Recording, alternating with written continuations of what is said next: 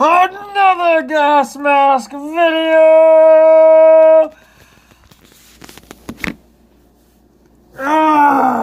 Let's get started!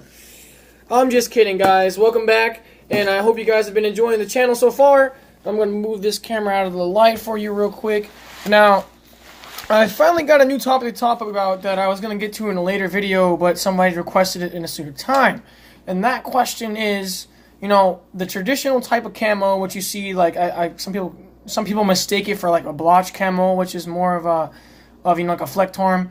What we're talking here is more of like the 1980s stuff, you know, the Black Hawk Down kind of gig. I can't off the top of my head remember exactly what that name was. And then the more modern camouflage, which is the, as everybody knows, digital. So, be talking, when I say traditional camouflage, you're looking at this type of camouflage right here. And when we're looking at modern day, you're looking at the digital Marpat. Now, here's what I personally think about both of them. They both have specific jobs. They both have specific things that they're better at each other than doing and what they're worse at each other than doing. And starting out, because I'm a big digital fan, we're going to go ahead and talk about, you know, what does the digital camo actually have to offer?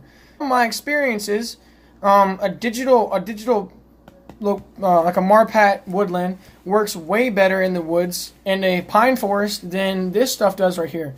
And I don't know about you, but a lot of America is covered in pine forest and, you know, that, you know, evergreen trees, which means if you live in a place where you have a lot of evergreen forests, or you have, you know, denser shrubbery, you'd think to yourself, all right, good to go. Why don't you wear something that would blend in? Personal opinion, there you go. Fun fact, I was laying in a ditch in a pine forest 2 feet away from 5 enemy players that were all in the United States Army, and one of them was actually a Green Beret.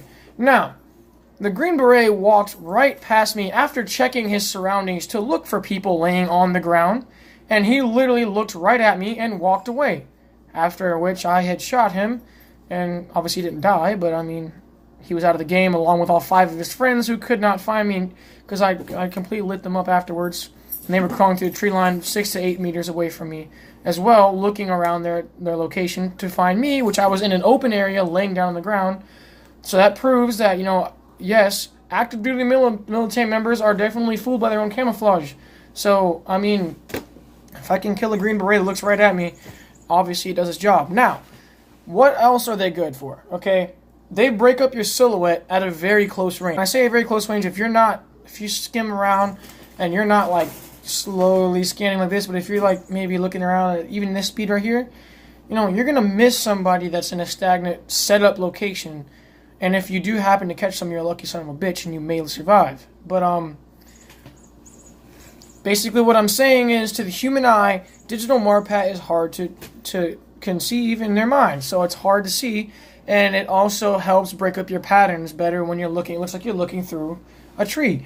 Now, what does traditional traditional stuff, what is it good for? At longer ranges, most definitely, this will break up your pattern. I mean, obviously, you can't really see if something looks like a tree from 180 yards away. But the problem is, when you start to move, your pattern is now exposed.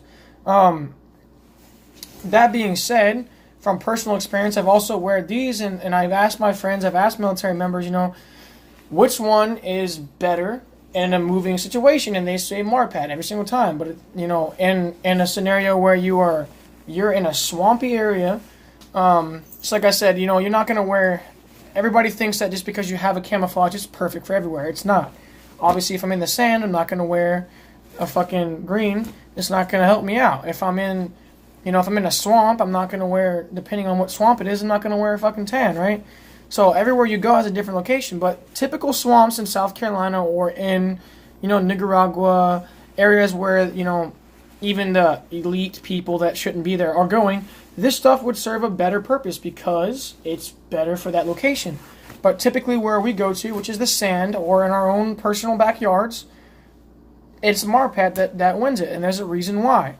Now, there's also rumors about the fact that it can break up your digital makeup when you're in, you know, when you're on a thermal.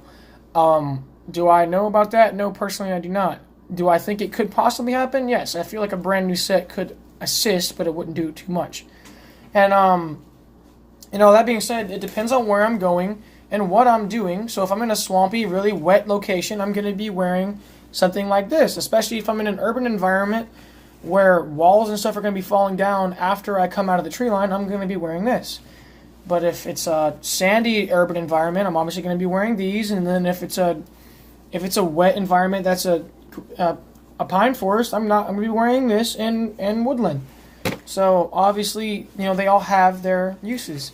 Now, on top of all of these uniforms, I do know that Special Forces still wears these. There's a reason why the Special Forces likes these, because they work in certain locations. And then you'll also see them wear other stuff in other locations because they work in that location. And if they know where they're going and you know the terrain, you're going to vary between what you wear.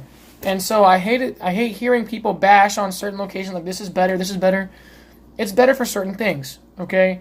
Obviously, the United States Marine Corps is going to be wearing freaking this because they're going up against people in rubble that's made of freaking sand, and they're also going to be in the sand, so they'd wear this right here. It's good to go.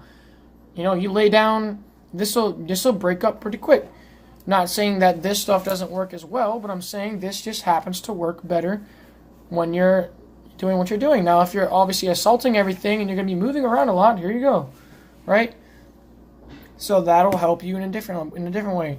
But again, everything has its use and everything has its misuse. So take it or leave it. This video was just kind of put out there so that way you guys can get a rough sketch of what does it do. And again, I'm going to reiterate that this stuff right here breaks up your pattern at a farther range at a better. It also it's good for swampy areas. It's good for very, very wet areas. This stuff right here is obviously good for very dry areas and obviously sandy areas. So dry area being sandy area, or even really, really dry brush is good for this stuff too. I also want to say that multicam is a great camouflage for brush as well. Would not recommend it in the forest. It's kind of ass, from personal experience. I can spot somebody in multicam a mile away. You'd probably be better off actually wearing this in the jungle than multicam. And then if anything, I would be wearing